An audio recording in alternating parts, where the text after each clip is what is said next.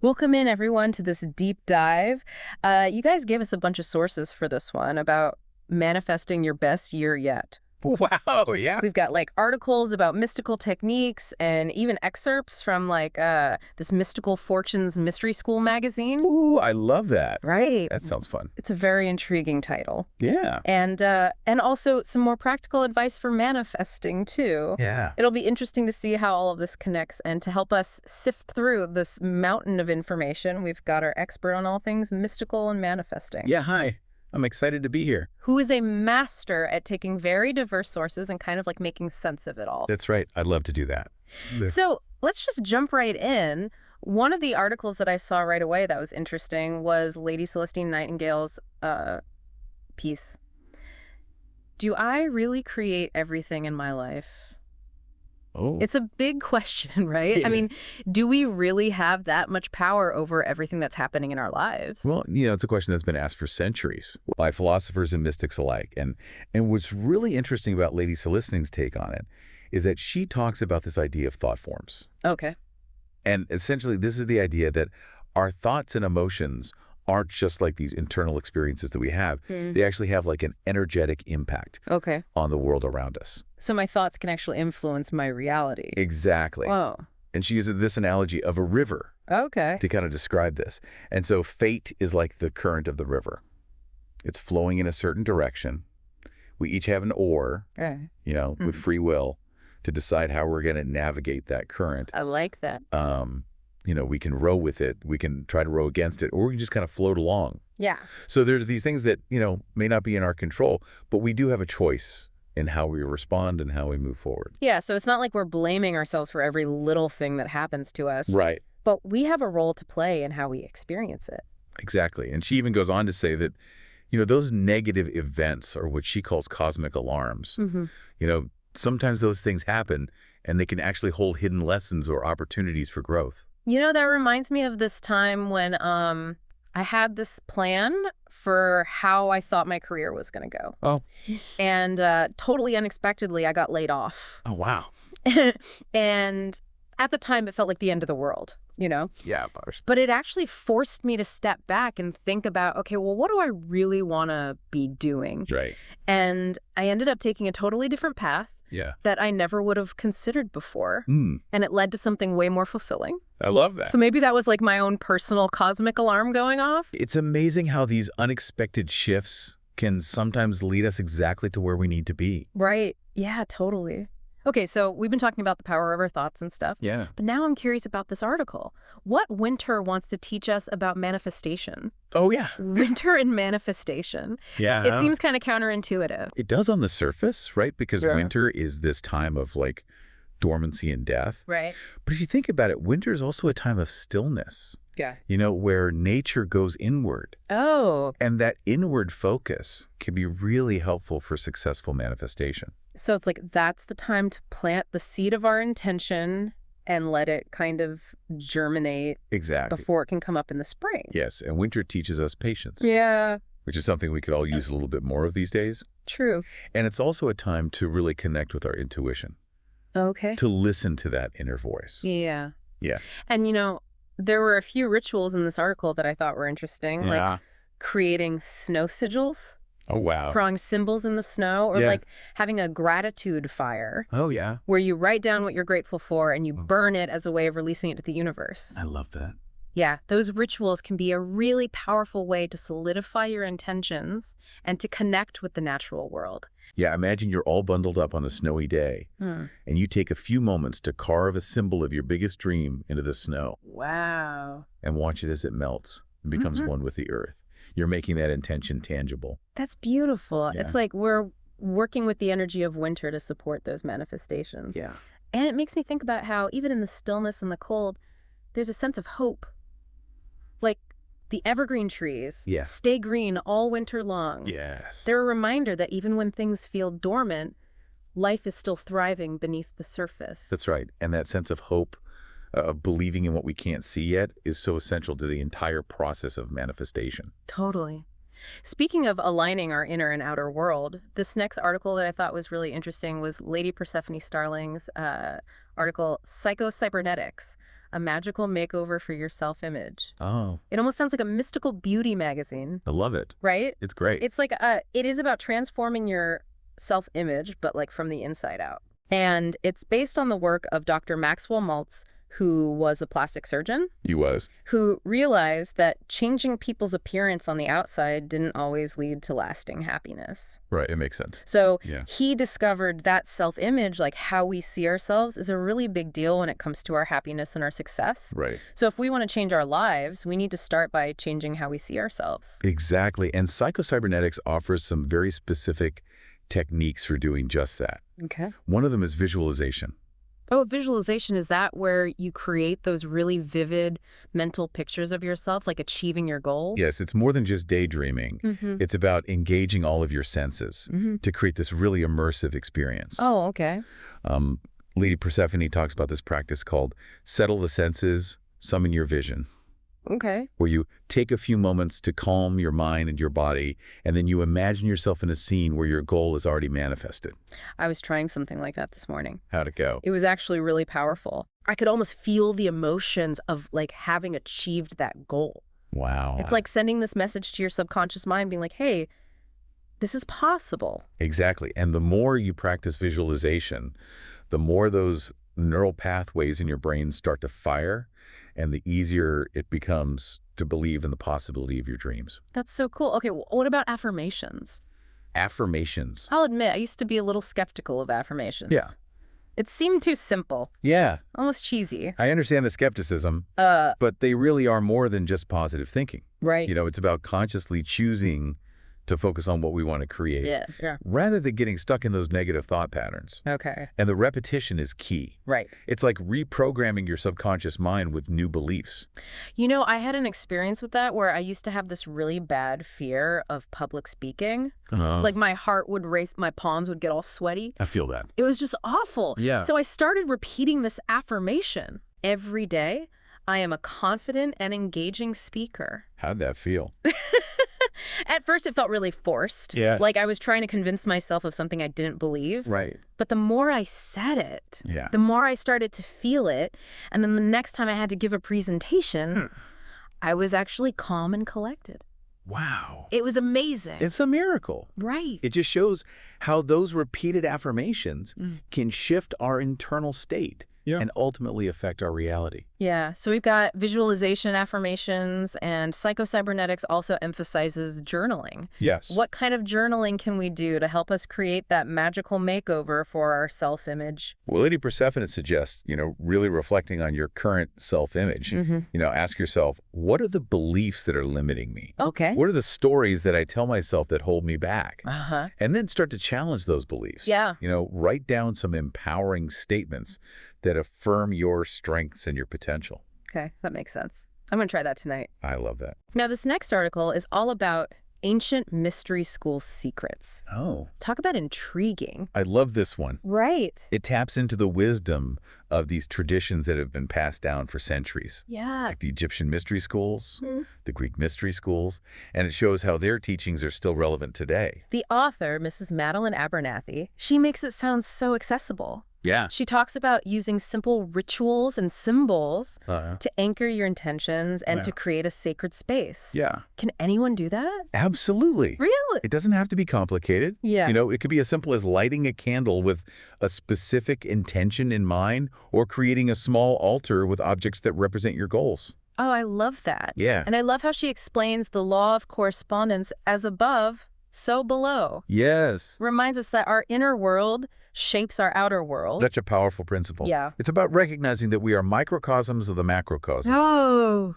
The universe is reflected within us, and we are reflected in the universe. Okay. So if we want to create change in our lives, we have to start by cultivating that change within ourselves. It's about creating that alignment, that harmony Yes. between who we are on the inside and what we want to experience on the outside. Exactly. And that's where those ancient practices can be so helpful. Yeah. They provide a framework for connecting with our inner wisdom, for tapping into those unseen forces that can support our manifestations. Okay, so this is all so fascinating, but I gotta admit, I was a little surprised to see this article on manifestation in the Bible. Oh, yeah. It's not something that I immediately connected to this topic, Right. you know? Yeah, I can understand that. But this article really highlights the universal truths and wisdom Okay. that can be found within spiritual teachings, Yeah. regardless of one's personal beliefs. Right. It's about recognizing those common threads that connect us all. Yeah. And the article really emphasizes the concept of faith, Yes. not as like a passive belief, Right. but as an active force. That propels us forward. I love that. And they actually included some really powerful scriptures for manifestation. Yeah. Like verses like, ask and it shall be given, you seek and you shall find, knock and it shall be opened unto you. Powerful. Right? It's a reminder that we have to be active in this process. We do. And there's that beautiful verse from Hebrews 11:1. Now, faith is the substance of things hoped for, the evidence of things not seen. Yeah. It speaks to the power of belief to bring unseen desires into reality. These are such potent reminders that we have the power to create the lives that we desire. Yes. It's really inspiring. Yeah. So before we move on to the next section, which was where we get into some more specific tools and techniques, Yes. I'm curious, of everything that we've talked about so far, what is resonating most with you? Oh, that's such a good question. What's exciting you? What are you curious about? For me, it's this consistent theme of aligning our inner world with our desires, whether that's through visualization or affirmations or connecting with nature or exploring spiritual teachings. It all comes back to cultivating that inner harmony. Yeah. It's like we're creating this fertile inner landscape I love that. where our intentions can really take root and flourish. I love that analogy. Yeah. It's not just wishing on a star. Yeah. It's about becoming the person who is ready to receive those wishes. Exactly. Okay, so let's dive into some of these practical and mystical tools Yes. that can help us manifest our best year yet. We're going to start with this section called Magical Natural Wisdom for the New Year. Okay. As shared in this Mystical Fortunes Mystery School magazine, Ooh. we've got cleansing ceremonies, blessing bowls, Oh, fun. herbal magic, candle magic. I love it. Things are about to get enchanting. I'm ready. Let's illuminate the path ahead. Yes. I love this section on magical natural wisdom. It feels like it really captures like the blend of practical and mystical that we've been talking about. Right, like ancient wisdom made totally doable. For modern life, Yes. like the cleansing, burning ceremony, Yeah. so simple but so powerful. It is, the act of like writing down what you want to release, like bad habits or limiting beliefs or just old patterns that aren't serving you anymore, Yeah. and then actually like burning it. Yeah. It's just so cathartic. I know. It's like you're making this conscious decision to let go Yes. and make space for something new. Exactly. And then there's the blessing bowl ritual, Oh, I love that way. which I think is so cool. So beautiful. Charging water under the full moon Yeah. and using it to bless your home, your workspace, even yourself. It's like infusing your environment with this positive energy. Totally. It's like creating the sacred space to support your intentions. Yeah. What about the section on herbs and candles? Oh, yes. It's like you're making your own little magical toolkit. I love that, each herb and each color has its own unique vibration. Right. So it's like you're adding another layer of intention to your practice. Okay. Like burning sage. Mm-hmm. That's a traditional way to purify a space and clear out negative energy. Right. Rosemary is associated with clarity and focus. Oh. And bay leaves, well, who hasn't written a wish on a bay leaf and thrown it in a fire? Oh, yeah. It's just so hopeful. Totally. And then the candles. Oh, yes. It's like white for blessings, green for abundance, gold for success. It's adding a visual element to your intention. So And the candlelight is so nice. it is. Okay, I have to ask you about the numerology forecast for 2025. Oh, yeah. The magazine says it's a universal year 9, Yes, a time of completion and enlightenment. it is. Can you break that down for me a little bit? Yeah, so in numerology, the number 9 signifies the end of a cycle, Oh. a time to let go of what's no longer serving us and prepare for a new beginning. Okay. So it's a chance to reflect on the past decade, Yeah. acknowledge our growth and release what no longer aligns with our highest selves. So it's like the universe is giving us this cosmic nudge to declutter, Yes. not just like our homes, but also our minds and heart, to make space for something new. Yes. And this particular 9 year is influenced by Mars, Oh, Mars. the planet of action, courage, and passion. Okay. So there's potential for some really dynamic energy and change this year. It sounds intense. It can be. Yeah. Yeah, there might be some emotional ups and downs, challenges to overcome. Right. But it's also a time where we can make some really significant progress if we channel that Martian energy wisely. So it's about being mindful Yes. of our energy and using it in a way that supports our goals. Exactly. Which brings us to the tarot and oracle spreads for the year ahead section. Ooh, I love this. I love how they describe these spreads as magical maps. I love that analogy. Yeah. They're like these tools for introspection and guidance, you know? They can help us tap into our intuition and gain clarity on the path ahead. So they suggest a couple different ways to figure out your major arcana card for the year. They do. Which sounds really interesting. Yeah, one method is called the ritual of intuition, where you just shuffle the deck and you draw a card, trusting that whatever card you pull is the right one for you at this moment. Okay. Another method is numerological, where you add your birth date to the current year and you reduce it down to a single digit. Okay. And that corresponds to a specific major arcana card. I love that. Yeah.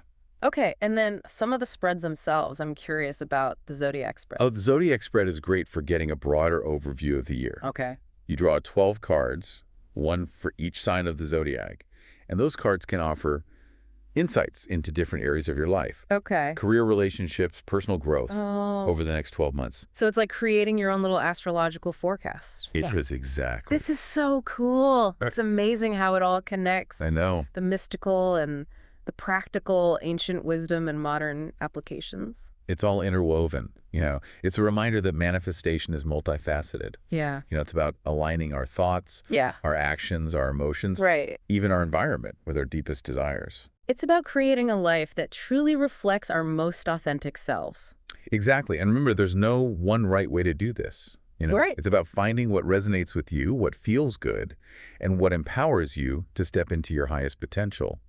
So as we head into this last part of our deep dive, we're going to explore something kind of unexpected. A potential connection between the number 27 and 2025 involves a bit of history, a touch of numerology, and perhaps even a hint of cosmic fate.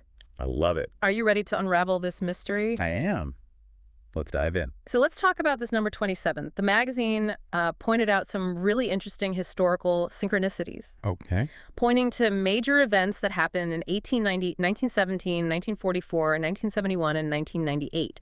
Each of those years is exactly 27 years apart. Wow, that is interesting. Right. It makes you wonder if there's something more to these seemingly random cycles. Right. So, for example, the magazine mentions that in 1890, the Wounded Knee Massacre took place, which marked a really tragic end to the Indian Wars in the United States. Yeah. It was a huge turning point, a symbolic closure of one era and the start of another. Right. Then 27 years later, in 1917, we have the Russian Revolution and a major shift in World War I. Wow. Both of those events signaled the collapse of old systems and the rise of new world orders. Yeah. Again, that theme of transformation and dramatic change. Yeah. And then if we jump ahead another 27 years to 1944, we're in the middle of World War II. Right. Allied forces are gaining momentum towards victory. It was a pivotal year that ultimately led to the downfall of tyranny and the reshaping of the global landscape.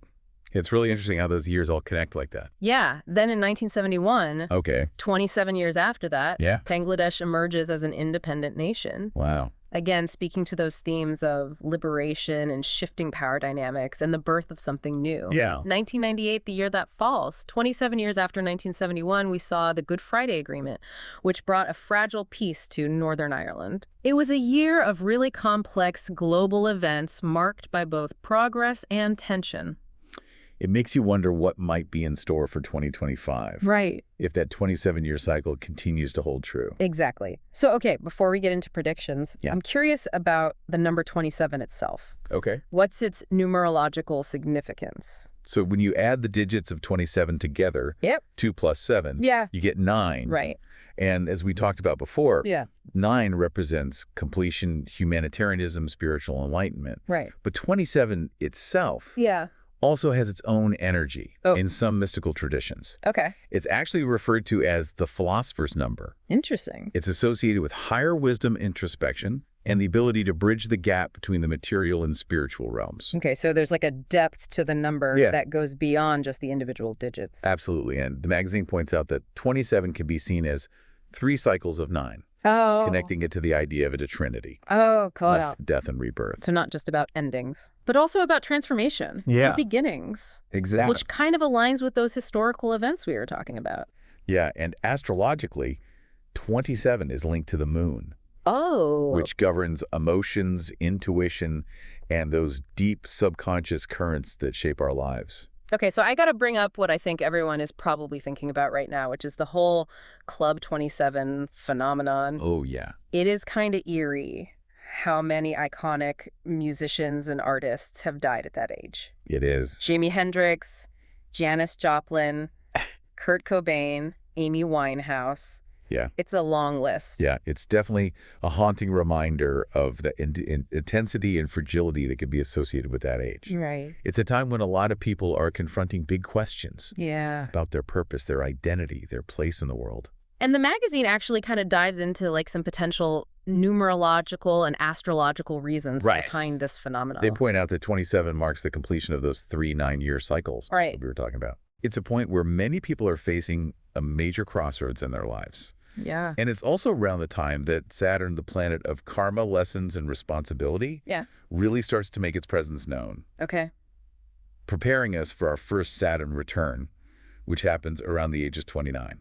Oh, wow. So it's like this cosmic pressure cooker forcing us to confront our deepest selves and make choices that are really going to shape the course of our lives. Yeah, and for some people, that pressure can feel really overwhelming.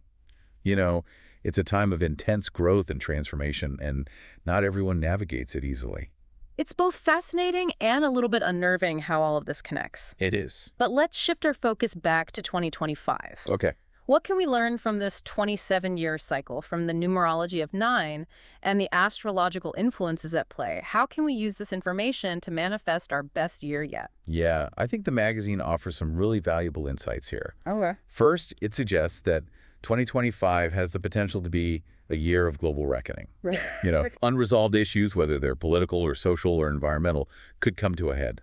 So like a collective cosmic wake-up call. Exactly. Okay. And that Martian energy, might amplify this, leading to a sense of urgency and a need for action. Right. We might see major power shifts, technological advancements that challenge our ethical boundaries, and a growing demand for systemic change. It sounds intense, but also like a time of incredible opportunity. That's the key takeaway here.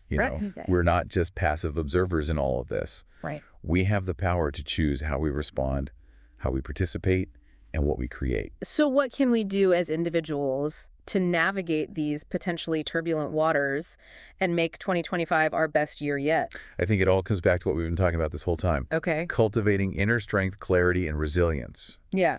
Connecting with our intuition, aligning our actions with our values, and remembering that we have the power to co-create a better world. So being proactive rather than reactive. Yes. Choosing hope over fear, action over apathy. Yes, we can use this year to step more fully into our purpose, to use our voices to make a difference in our communities and in the world. Yeah. It's about remembering that even amidst uncertainty, we have the power to choose love, to choose growth, and to choose to create a future that is more just equitable and sustainable.